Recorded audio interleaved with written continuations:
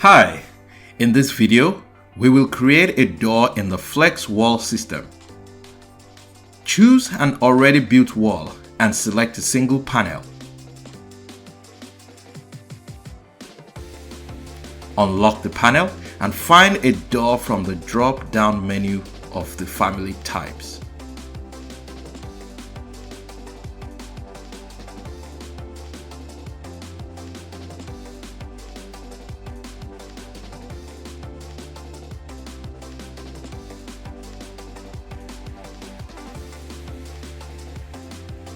To flip the door to the right orientation of the wall, use the spacebar button.